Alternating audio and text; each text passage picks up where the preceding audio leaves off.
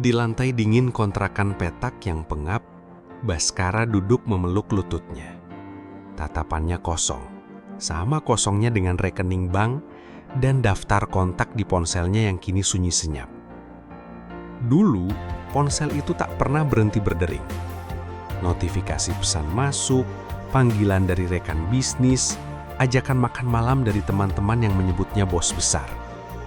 Sekarang, satu-satunya suara yang mengisi ruangan sempit itu adalah deru kipas angin tua yang berputar lesu, seolah ikut merasakan betapa beratnya udara di dalamnya. Baru 6 bulan yang lalu, lantai tempat kakinya berpijak adalah marmer Italia yang sejuk. Di sebuah rumah megah yang ia sebut istana. Sekarang, kakinya hanya menyentuh semen kasar yang retak di beberapa bagian. Aroma pewangi ruangan berkelas yang ia hirup setiap hari, kini berganti menjadi bau lembab dari dinding yang merembes saat hujan. Dunia Baskara telah jungkir balik. Roda takdir tidak hanya berputar ke bawah, tapi seolah terlepas dari porosnya dan menggelinding bebas ke jurang paling dalam. Ia menatap tangannya. Tangan yang dulu terbiasa memegang setir mobil Eropa, menandatangani cek miliaran rupiah, dan berjabat tangan dengan orang-orang penting. Kini tangan itu gemetar. Bukan karena dingin, tapi karena rasa hampa yang menusuk hingga ke tulang. Semua hilang. Rumah, mobil, perusahaan, teman-teman, semuanya lenyap seperti debu yang tertiup angin.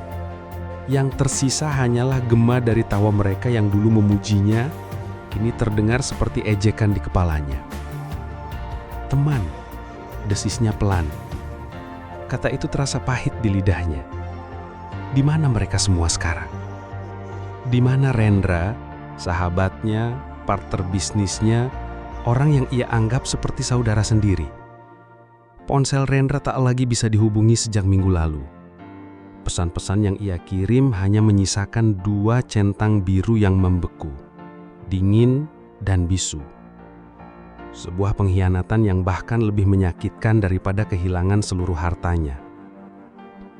Di tengah lamunannya yang kelam, pintu kamar terbuka pelan. Anjani, istrinya, masuk dengan langkah hati-hati, seolah takut mengusik kerapuhan suaminya. Di tangannya ia membawa sebuah piring. Bukan steak wagyu atau salmon panggang seperti yang biasa mereka nikmati. Di atas piring itu hanya ada segunduk nasi kuning hangat, dihiasi irisan telur dadar tipis, sedikit abon, dan beberapa potong timun.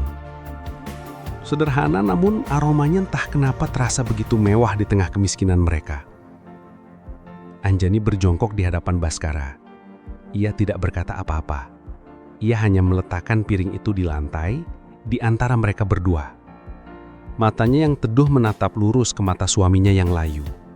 Tidak ada tatapan menghakimi, tidak ada guratan kekecewaan, yang ada hanya cinta yang utuh yang tidak ikut bangkrut bersama rekening bank mereka. "Makan dulu ya Mas," ucap Anjani lembut. Suaranya seperti embun pagi yang menyejukkan tanah yang kering kerontangan. Baskara menatap piring itu, lalu beralih menatap wajah istrinya. Di sana, di tengah puing-puing kehidupannya, ia melihat satu-satunya harta yang tidak bisa disita oleh bank, tidak bisa dicuri oleh pengkhianat, dan tidak akan pernah meninggalkannya. Satu tetes air mata akhirnya jatuh dari pelupuk mata Baskara, membasahi lantai semen yang dingin. Air mata itu bukan lagi air mata keputusasaan. Itu adalah air mata kesadaran. Ia mungkin telah kehilangan seluruh dunianya. Tapi dunianya yang sebenarnya ternyata sedang berjongkok di hadapannya, menyajikan sepiring nasi kuning hangat dengan cinta yang tak ternilai harganya. Ia tidak tahu bahwa piring sederhana di hadapannya itu bukan hanya sekedar makanan pengganjal perut. Itu adalah benih. Benih dari sebuah keajaiban yang akan tumbuh dari puing-puing kehancuran mereka. Terima kasih yang sudah subscribe dan like. Saya doain hari ini mendapatkan rezeki yang melimpah dan disembuhkan dari segala penyakit. Jangan lupa absen di kolom komentar dari daerah mana saja kamu menonton video ini. Setahun yang lalu, segalanya begitu berbeda. Pagi Baskara tidak dimulai dengan suara kipas angin butut, tapi dengan lembutnya alarm dari smart speaker yang memutar lagu jazz favoritnya. Ia akan membuka mata, menatap langit-langit kamarnya yang tinggi, dan merasakan embusan sejuk AC sentral. Di sampingnya, Anjani masih terlelap. Wajahnya damai di atas bantal sutra. Pemandangan dari jendela kamar mereka bukan tembok tetangga, melainkan hamparan rumput hijau yang terawat rapi dan birunya air kolam renang pribadi mereka. Hidup mereka adalah definisi dari sebuah kesuksesan. Baskara, di usianya yang baru menginjak 35 tahun, adalah bintang yang sedang bersinar di dunia properti. PT Baskara Jaya Gemilang, perusahaan yang ia rintis dari nol, kini menjadi pemain yang disegani. Proyek-proyeknya tersebar di beberapa titik strategis ibu kota. Namanya sering muncul di majalah bisnis. Fotonya tersenyum percaya diri dengan setelan jas mahal di samping judul berita, kisah sukses sang pengusaha muda. Setiap pagi, setelah sarapan yang disiapkan asisten rumah tangga, Alphard hitam metalik sudah menunggunya di depan lobi rumah. Supir pribadi akan membukakan pintu dan ia akan meluncur membelah kemacetan Jakarta menuju kantornya di kawasan SCBD. Di sana, ia adalah raja. Karyawan akan menyapanya dengan penuh hormat. Ruangannya di lantai tertinggi memiliki pemandangan kota yang memukau dan jadwalnya selalu padat dengan rapat-rapat penting. Anjani adalah pelengkap sempurna dari dunianya. Cantik, anggun, dan pandai bergaul. Ia menjadi tuan rumah yang sempurna saat Baskara mengadakan pesta di rumah mereka. Pesta-pesta itu selalu ramai. Puluhan orang yang Baskara sebut sahabat akan datang, membawa hadiah mahal, tertawa mendengar leluconnya, dan menepuk-nepuk punggungnya sambil berkata, "Hebat lo Bas, makin sukses saja."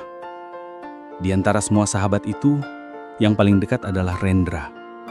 Mereka sudah berteman sejak kuliah. Rendra adalah saksi perjalanan Baskara dari bawah dan kini menjadi tangan kanannya di perusahaan. Mereka seperti saudara, saling percaya, saling mendukung. Setidaknya itulah yang Baskara yakini. "Kita bakal jadi penguasa properti di Jakarta, Nder," kata Baskara suatu malam sambil mengangkat gelas wine-nya di sebuah rooftop bar mewah. "Pasti Bas, lo otaknya, gue eksekutornya, kombinasi maut," sahut Rendra, tawanya berderai. Namun di tengah semua kemewahan dan riuh tepuk tangan itu, Anjani terkadang merasakan sebuah kegelisahan kecil. Ia melihat suaminya semakin terbuai oleh pujian. Ia melihat lingkaran pertemanannya lebih mirip kumpulan penjilat daripada sahabat sejati. Seringkali saat malam tiba dan hanya ada mereka berdua, Anjani mencoba mengingatkan. "Mas, jangan terlalu percaya sama semua orang. Nggak semua yang senyum itu tulus," bisik Anjani suatu kali. Baskara hanya tertawa. Ia merangkul istrinya dan berkata, "Sayang, kamu ini terlalu khawatir. Mereka itu teman-temanku. Mereka ada di sisiku sejak aku belum jadi apa-apa. Terutama Rendra. Dia itu sudah seperti adikku sendiri." Anjani hanya bisa tersenyum tipis, menyimpan kekhawatirannya di dalam hati. Ia merasa semua yang mereka miliki ini begitu megah, begitu berkilau, tapi entah kenapa terasa rapuh. Seperti istana pasir yang indah di tepi pantai. Terlihat kokoh, namun hanya menunggu satu ombak besar datang untuk meluluh lantahkannya tanpa sisa. Ia tidak pernah menyangka ombak itu akan datang lebih cepat dari yang ia bayangkan. Dan saat ombak itu datang, ia baru sadar bahwa istana mereka memang benar-benar hanya terbuat dari pasir. Ombak besar itu datang tanpa permisi. Awalnya hanya berupa riak kecil yang nyaris tak terasa. Semuanya dimulai dari sebuah proyek ambisius yang Baskara dan Rendra sebut sebagai mahakarya mereka. Pembangunan sebuah super blok mewah di selatan Jakarta. Proyek itu bernilai triliunan rupiah. Semua modal perusahaan, bahkan pinjaman bank yang sangat besar, mereka pertaruhkan di sana. Klien-klien besar dari luar negeri sudah meneken kontrak. Mimpi Baskara untuk menjadi raja properti seolah tinggal sejengkal lagi. Masalah pertama muncul dari sebuah surat tipis berwarna coklat, terselip di antara tumpukan dokumen di meja Baskara. Surat dari Dinas Tata Kota. Isinya singkat, ada peninjauan ulang terhadap izin mendirikan bangunan, atau IMB proyek Superblok mereka karena laporan dari warga sekitar mengenai analisis dampak lingkungan yang dianggap tidak sesuai. Biasa ini mah. Cuma oknum cari-cari duit, kata Baskara santai kepada Rendra di ruangannya. Der, tolong kamu urus ya. Kasih aja uang damai berapa, yang penting beres. Rendra mengangguk sigap. Siap bos, serahkan sama gue. Hal-hal kecil begini nggak akan ganggu proyek besar kita. Baskara percaya sepenuhnya. Ia terlalu sibuk dengan pertemuan-pertemuan tingkat tinggi dan presentasi di hadapan investor. Ia menganggap masalah perizinan itu hanyalah kerikil kecil di jalan tol kesuksesannya. Ia tidak tahu, kerikil kecil itu adalah puncak dari sebuah gunung es yang siap menabrak kapalnya. 1 minggu berlalu, 2 minggu. Rendra selalu melaporkan bahwa semuanya aman, terkendali, dan sedang dalam proses. Namun di lapangan, beberapa alat berat mulai disegel oleh petugas. Aktivitas pembangunan terpaksa dihentikan sementara. Baskara mulai merasa ada yang tidak beres. Nada bicaranya di telepon mulai meninggi. Gimana sih, Der? Kok malah disegel? Katamu aman. Sabar, Bas. Ini lagi diurus. Birokrasi kan tahu sendiri, ribet. Mereka minta lebih. Lagi kita negosiasi. Jawab Rendra dari seberang telepon. Suaranya terdengar sedikit panik, tapi ia berusaha menutupinya. Kepanikan Baskara memuncak ketika ia menerima email dari investor utama mereka dari Singapura. Mereka mendengar kabar tentang penghentian proyek dan meminta klarifikasi segera. Jika masalah ini tidak selesai dalam 1 bulan, mereka mengancam akan menarik seluruh dana investasi mereka. Jantung Baskara serasa berhenti detak. Ini bukan lagi soal kerikil, ini adalah batu besar yang mengancam akan menghancurkan segalanya. Ia langsung membatalkan semua jadwalnya dan mendatangi kantor dinas tata kota sendirian. Di sana ia mendapatkan kenyataan pahit yang menamparnya. Kepala dinas yang menemuinya menunjukkan setumpuk berkas. Ternyata masalahnya bukan sekedar uang damai, ada dokumen analisis dampak lingkungan yang dipalsukan. Tanda tangan pejabat yang tertera di sana tidak asli. Singkatnya, ada penipuan serius dalam proses perizinan yang selama ini diurus oleh Rendra. Maaf Pak Baskara, ini sudah masuk ranah pidana. Proyek Anda kami bekukan tanpa batas waktu sampai ada penyelidikan lebih lanjut, kata pejabat itu dengan nada tegas. Dunia Baskara seakan runtuh saat itu juga. Kakinya lemas. Ia berjalan keluar dari gedung itu dengan pandangan kosong. Bagaimana bisa? Dokumen palsu, Rendra. Apa yang sebenarnya terjadi? Ia mencoba menelpon Rendra berkali-kali. Panggilan pertama diangkat. Halo Bas? Rendra, apa-apaan ini? Dokumen palsu? Kamu yang ngurus semuanya kan? Teriak Baskara, suaranya bergetar karena amarah dan rasa tidak percaya. Hening sejenak di seberang sana. Lalu terdengar jawaban yang membuat darah Baskara mendidih. Gue cuma cari jalan pintas, Bas. Biar cepet. Gue nggak nyangka bakal ketahuan. Jalan pintas? Udah, tenang dulu. Nanti kita cari solusinya bareng-bareng. Klik. Telepon ditutup oleh Rendra. Baskara berdiri termangu di parkiran yang panas. Ponsel masih menempel di telinganya. Retakan pertama di istana pasirnya telah muncul.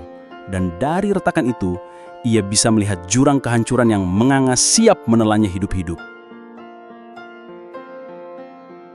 Setelah panggilan telepon yang menghancurkan itu, segalanya bergerak begitu cepat, seperti efek domino yang tak terbendung. Berita tentang pembekuan proyek Superblok menyebar seperti api di kalangan investor dan media bisnis. Nama Baskara yang dulu dia lulukan, kini menjadi bahan perbincangan miring. Diduga melakukan penipuan perizinan. Begitu bunyi tajuk berita di portal-portal online. Telepon Baskara yang tadinya sepi, kini kembali berdering tanpa henti. Tapi bukan lagi dari teman-teman yang mengajak makan malam, melainkan dari pihak bank yang menanyakan cicilan pinjaman raksasa, dari investor yang marah-marah menuntut uang mereka kembali, dan yang paling menakutkan, dari nomor-nomor tidak dikenal yang mengaku sebagai debt collector. Arus kas perusahaan langsung macet total. Untuk membayar gaji karyawan pun ia sudah tak sanggup.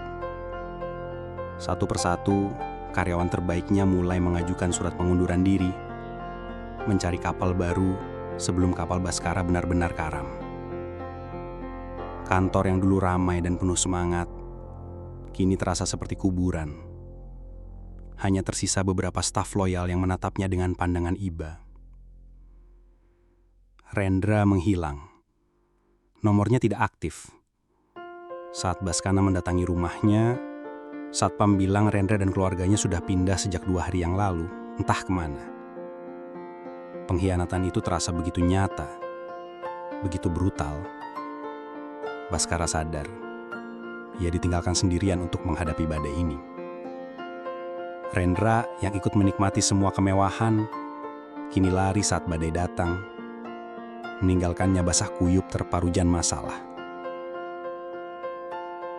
Di tengah kekacauan itu, Anjani adalah satu-satunya pelabuhan yang tenang. Ia tidak pernah menyalahkan Baskara.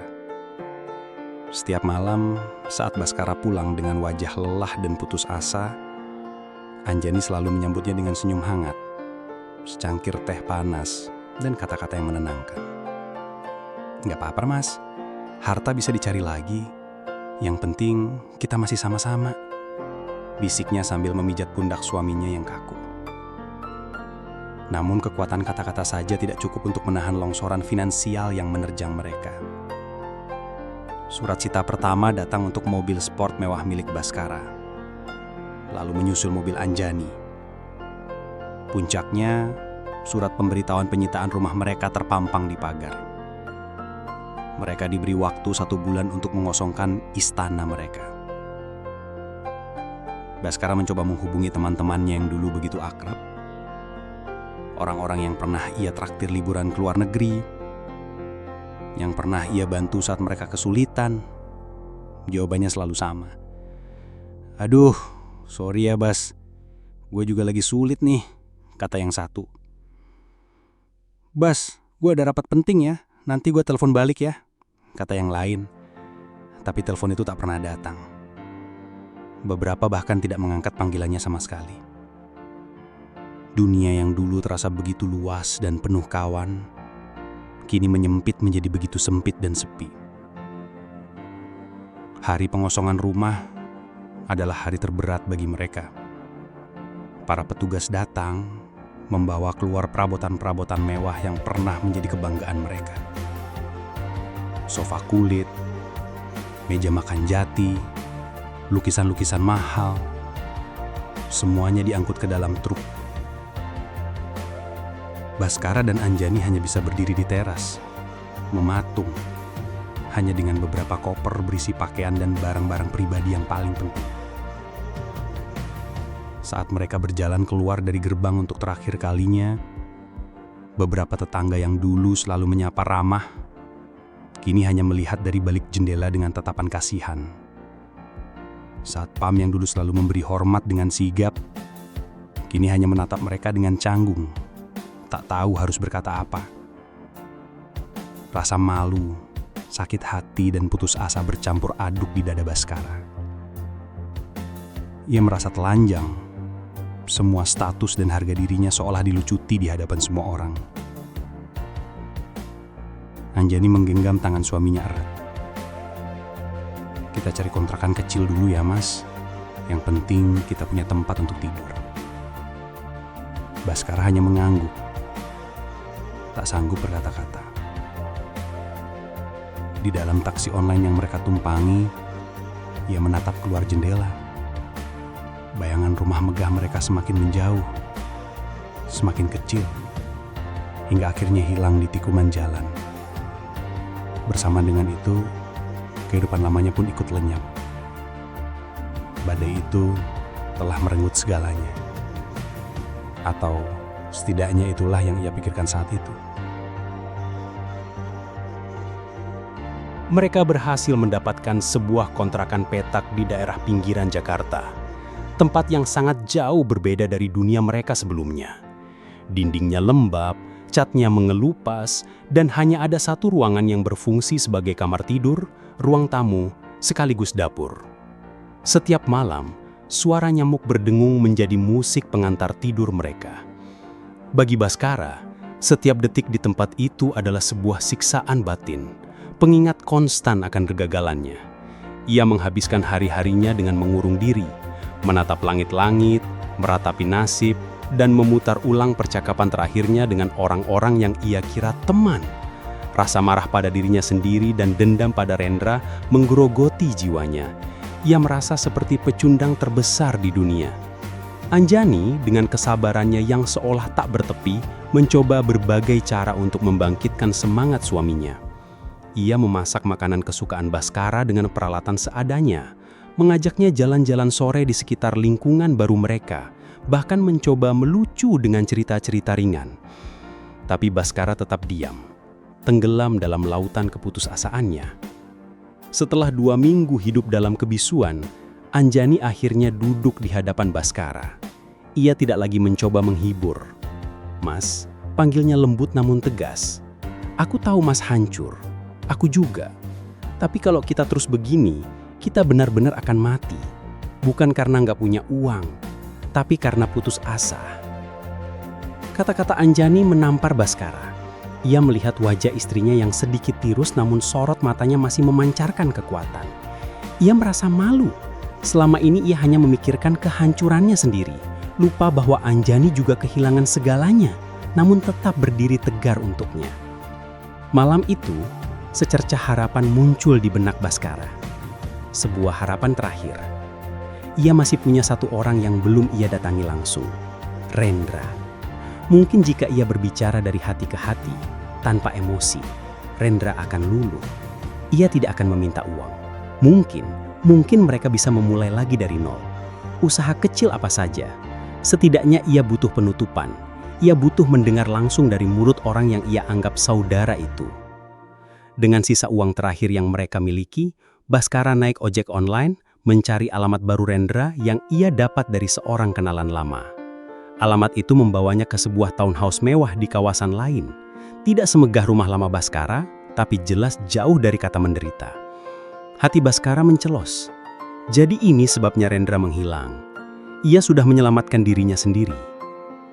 Baskara menekan bel. Tak lama pintu terbuka. Rendra berdiri di sana, mengenakan kaos polo bermerek. Wajahnya tampak kaget, lalu berubah menjadi canggung dan dingin. "Bas, ngapain lu kesini?" tanyanya, bahkan tidak mempersilahkannya masuk. "Gue cuma mau bicara, Der. Gue nggak minta apa-apa. Gue cuma..." "Bicara apa lagi, Bas? Semuanya udah jelas. Kita gagal." Potong Rendra cepat. "Kita? Yang kabur itu kamu, Der. Kamu tinggalin aku hadapi semuanya sendirian."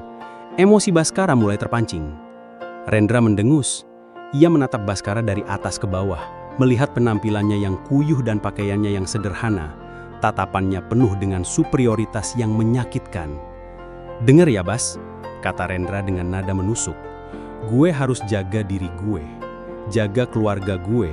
Gue nggak bisa terus-terusan bergaul sama orang gagal kayak lu. Nanti reputasi gue hancur. Koneksi bisnis gue bisa pada lari kalau lihat gue masih dekat sama lu." Setiap kata yang keluar dari mulut Rendra terasa seperti bilah pisau yang menusuk jantung Baskara. Orang gagal, reputasi, koneksi. Jadi selama ini persahabatan mereka hanya sebatas itu, hanya sebatas status dan keuntungan. Baskara terdiam. Lidahnya keluh, bukan lagi amarah yang ia rasakan, tapi rasa sakit yang begitu dalam hingga membuatnya mati rasa. Ia menatap wajah orang di hadapannya, wajah yang dulu selalu tertawa bersamanya, kini terlihat begitu asing dan kejam. "Jadi, itu harga persahabatan kita," bisik Baskara, lebih kepada dirinya sendiri. Rendra tidak menjawab. Ia hanya membuang muka, lalu menutup pintu perlahan. "Gue sibuk, Bas." Brak. Suara pintu yang tertutup itu menjadi penanda akhir dari segalanya. Bukan hanya akhir dari persahabatan mereka, tapi juga akhir dari Baskara yang lama. Pria naif yang percaya pada kata teman dan saudara. Di depan pintu yang tertutup itu, di bawah tatapan dingin Rendra, Baskara merasa hatinya remuk menjadi serpihan debu. Ia berbalik, berjalan gontai meninggalkan kompleks itu, tidak tahu harus kemana lagi. Harapan terakhirnya telah dipadamkan dengan cara yang paling brutal. Baskara pulang ke kontrakan seperti mayat hidup. Ia tidak menceritakan apapun pada Anjani. Ia hanya masuk ke kamar, merebahkan diri, dan menatap langit-langit dengan pandangan hampa. tikaman dari Rendra telah membunuh sisa-sisa semangat yang ada dalam dirinya. Ia menyerah, benar-benar menyerah. Baginya, permainan sudah selesai. Ia kalah telak. Selama 2 hari, Baskara tidak menyentuh makanan, hanya minum air putih. Ia seperti raga tanpa jiwa. Anjani tahu sesuatu yang sangat buruk telah terjadi. Ia tidak memaksa suaminya bercerita. Ia tahu kata-kata tidak akan lagi mempan. Luka di hati Baskara terlalu dalam untuk disembuhkan dengan kalimat penghiburan. Saat ini yang dibutuhkan suaminya bukan motivator, tapi sebuah keajaiban kecil. Di hari ketiga, saat melihat Baskara masih terbaring lemah, Anjani tahu ia harus bertindak. Ia tidak bisa membiarkan suaminya mati perlahan dalam keputusasaan. Ia teringat sesuatu dari masa lalunya, sesuatu yang hangat dan penuh cinta. Dengan tekad yang bulat, ia membongkar satu-satunya koper tua yang mereka bawa dari rumah lama. Koper itu berisi barang-barang sentimental yang tidak ternilai harganya. Foto-foto pernikahan, album masa kecil, dan sebuah kotak kayu kecil. Anjani membuka kotak itu. Di dalamnya, terbungkus kain batik yang sudah usang, ada sebuah buku catatan kecil dengan sampul yang sudah menguning dan rapuh. Itu adalah buku resep tulisan tangan almarhumah neneknya. Anjani membuka buku itu halaman demi halaman. Aroma kertas tua menguar, membawa kembali kenangan masa kecilnya. Di salah satu halaman, ia menemukan apa yang ia cari. Resep nasi kuning istimewa keluarga. Neneknya dulu selalu membuat nasi kuning ini di setiap acara penting. Rasanya begitu khas, aromanya begitu menggugah selera, dan selalu berhasil membuat semua orang tersenyum. "Mas, lihat ini," kata Anjani duduk di tepi ranjang sambil menunjukkan buku resep itu pada Baskara. Baskara hanya melirik sekilas, tanpa minat. Anjani tidak menyerah. "Mas ingat, dulu waktu kita pertama kali pacaran, aku pernah bawain nasi kuning buatan nenek. Mas bilang ini nasi kuning terenak yang pernah Mas makan. Mas bilang suatu hari nanti kita harus buka warung nasi kuning ini."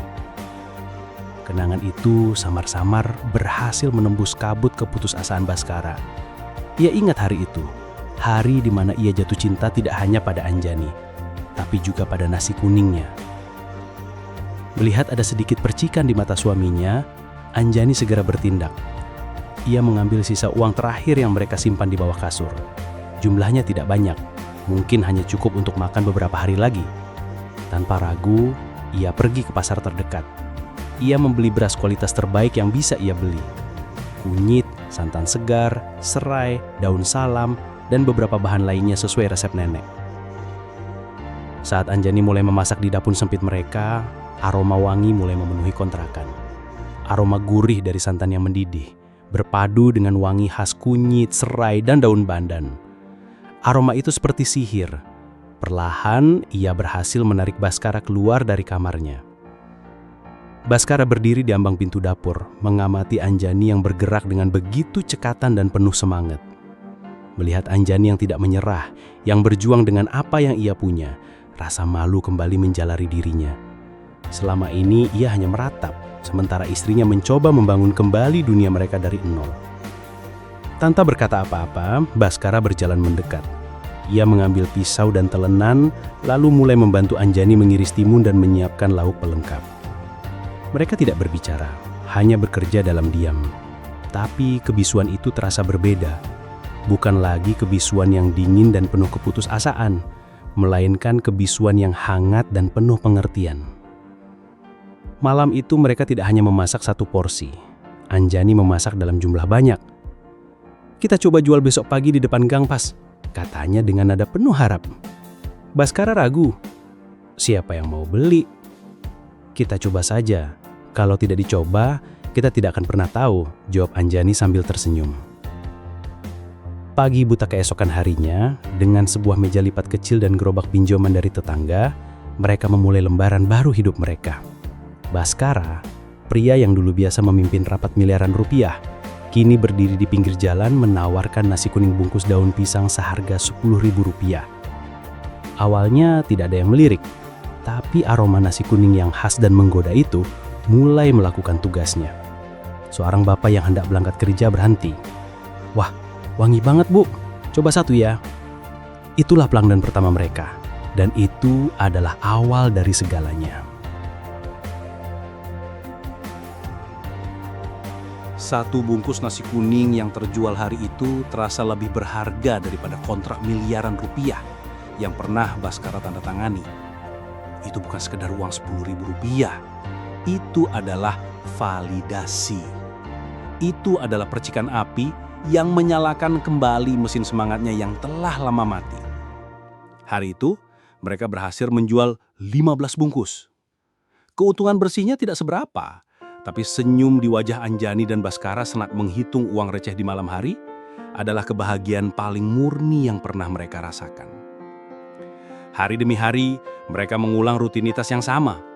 Bangun sebelum subuh, memasak bersama di dapur sempit, lalu mendorong gerobak ke depan gang. Anjani dengan senyum ramahnya melayani pembeli. Sementara Baskara, yang awalnya canggung dan malu, perlahan mulai menemukan kembali kepercayaan dirinya. Ia tidak lagi menunduk saat orang lewat. Ia justru dengan bangga menawarkan, "Nasi kuningnya Pak Bu, dijamin enak, resep keluarga." Kabar tentang nasi kuning wangi di ujung gang itu menyebar dari mulut ke mulut. Para tetangga menjadi pelanggan tetap. Para pekerja kantoran yang lewat di pagi hari mulai berhenti untuk sarapan. Jumlah jualan mereka meningkat. Dari 15 bungkus menjadi 30, lalu 50. Dapur kontrakan mereka yang sempit kini terasa sesak dengan panci-panci besar dan tumpukan bahan makanan. Keajaiban modern datang dalam bentuk yang tidak terduga. Suatu pagi, seorang pemuda dengan kamera ponsel berhenti di depan gerobak mereka. Ia bukan pelanggan biasa. Ternyata, ia adalah seorang food vlogger dengan puluhan ribu pengikut. Ia tertarik dengan antrian kecil yang mulai terbentuk di depan gerobak sederhana itu. "Ini beneran enak banget guys. Rempahnya berasa, nasinya pulen, lauknya nggak pelit. Kalian harus coba nasi kuning Ibu Anjani ini," katanya di depan kamera sambil menyantap nasi kuning dengan lahap. Malam harinya, video itu diunggah. Efeknya luar biasa. Keesokan paginya, pemandangan di depan gang kontrakan mereka berubah total. Puluhan driver Gojek dan GrabFood berjaket hijau mengantre. Ponsel di tangan mereka menyebutkan nomor-nomor pesanan. Warga sekitar juga ikut berdatangan. Hari itu, 100 bungkus nasi kuning ludes hanya dalam waktu 2 jam. Baskara dan Anjani kewalahan, tapi hati mereka dipenuhi rasa syukur yang meluap-luap. Nama nasi kuning Anjani menjadi viral. Pesanan terus membludak. Kontrakan petak mereka tidak lagi cukup untuk menampung skala produksi. Mereka sadar ini adalah saatnya untuk mengambil langkah besar berikutnya. Dengan modal yang mereka kumpulkan tetes demi tetes setiap hari, ditambah pinjaman lunak dari seorang tetangga baik hati yang tersentuh oleh kisah perjuangan mereka, Baskara dan Anjani akhirnya berhasil menyewa sebuah ruko kecil di pinggir jalan raya, tidak jauh dari kontrakan mereka. Mimpi yang dulu diucapkan Baskara saat pertama kali mencicipi nasi kuning Anjani, kini menjadi kenyataan. Mereka mengecat sendiri dinding ruko itu, memasang spanduk sederhana bertuliskan "Warung Nasi Kuning Anjani, resep turun-temurun." Mereka tidak lagi bekerja berdua. Mereka merekrut beberapa ibu-ibu tetangga yang membutuhkan pekerjaan untuk membantu di dapur dan melayani pelanggan. Pembukaan warung mereka disambut meriah. Pelanggan lama dan baru terus berdatangan. Suara sendok beradu dengan piring, tawa pelanggan yang puas, dan kesibukan di dapur menjadi musik baru dalam hidup mereka. Baskara tidak lagi berdiri di belakang meja kasir. Ia turun tangan langsung, menyapa pelanggan, mengangkat piring kotor, dan memastikan semua berjalan lancar. Wajahnya sering berpeluh, kaosnya kadang terkena noda kuah, tapi matanya berbinar dengan kebahagiaan yang tulus.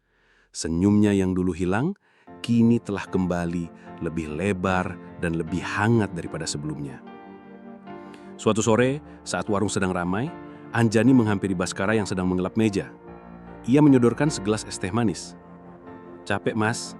tanya Anjani sambil tersenyum.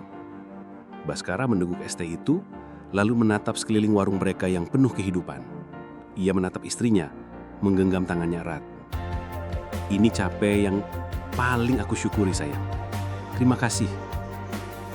Ketegangan telah mereda. digantikan oleh kehangatan dan rasa syukur. Mereka tidak hanya membangun sebuah warung makan. Dari puing-puing kehancuran, mereka telah membangun kembali kehidupan mereka, jauh lebih kokoh dan jauh lebih bermakna dari istana pasir mereka yang dulu. 2 tahun berlalu sejak hari pertama mereka mendorong gerobak ke depan gang. Warung nasi kuning Anjani kini telah memiliki 3 cabang di kota itu. Omsetnya tidak lagi dihitung per hari, tapi sudah mencapai angka ratusan juta setiap bulannya. Kontrakan petak yang pengap telah mereka tinggalkan, berganti dengan sebuah rumah sederhana namun nyaman, dengan halaman kecil tempat Anjani menanam bunga. Mereka sudah bisa membeli mobil lagi, bukan Alphard mewah, tapi sebuah mobil keluarga yang cukup untuk mengantar anak-anak mereka ke sekolah kelak. Baskara telah berubah. Ia bukan lagi bos besar yang angkuh dengan setelan jas mahal.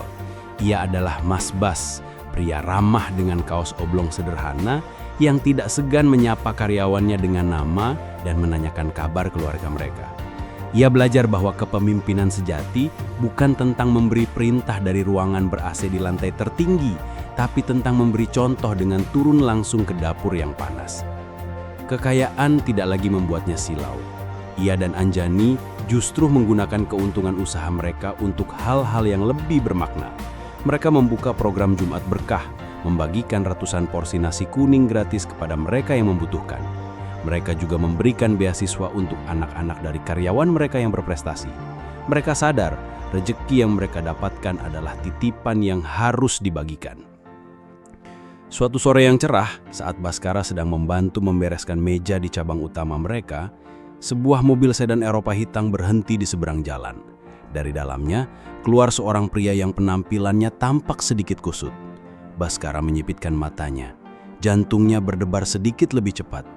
Pria itu adalah Rendra. Rendra tidak turun dari mobil. Ia hanya berdiri di seberang jalan, menatap warung nasi kuning Anjani yang ramai dengan tatapan yang sulit diartikan.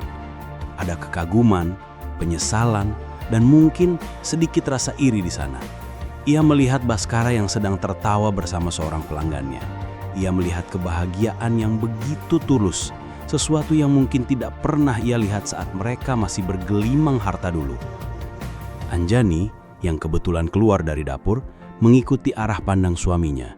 Ia juga melihat Rendra. "Mas," bisik Anjani pelan.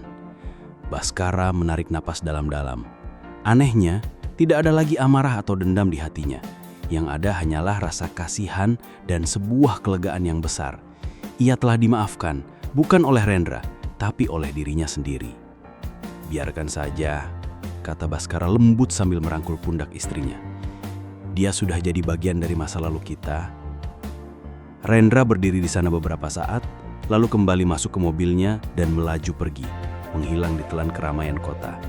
Kehadirannya yang sesaat itu justru menjadi sebuah penegasan bagi Baskara dan Anjani, sebuah pengingat tentang dari mana mereka berasal dan seberapa jauh mereka telah melangkah.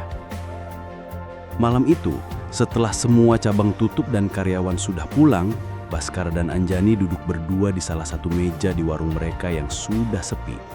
Keheningan yang nyaman menyelimuti mereka, hanya ditemani suara jangkrik dari luar. "Dulu, aku pikir kekayaan itu punya rumah megah, mobil mewah, dan banyak teman yang memuji," kata Baskara sambil menatap wajah istrinya. "Ternyata aku salah besar." Anjani tersenyum. "Lalu, apa kekayaan yang sebenarnya, Mas?" Baskara menggenggam tangan Anjani, menatapnya lekat-lekat dengan mata penuh cinta dan rasa syukur. "Kekayaan yang sebenarnya," jawab Baskara, "adalah punya seseorang yang mau bertahan saat semua orang pergi. Seseorang yang mau menemani kita mendorong gerobak saat kita kehilangan segalanya. Dan seseorang yang mau menyajikan sepiring nasi kuning hangat saat dunia kita runtuh." Anjani menyandarkan kepalanya di bahu Baskara. Mereka mungkin telah kehilangan sebuah istana yang terbuat dari pasir. Tapi sebagai gantinya, mereka telah membangun sebuah kerajaan yang fondasinya adalah cinta, kesetiaan, dan kerja keras. Sebuah kerajaan yang tidak akan pernah bisa diruntuhkan oleh badai apapun. Dan di kerajaan itu, mereka adalah raja dan ratu yang paling kaya di seluruh dunia. Terima kasih sudah menonton sampai selesai. Selamat datang kembali di cerita selanjutnya. Jangan lupa jaga kesehatan dan selalu semangat.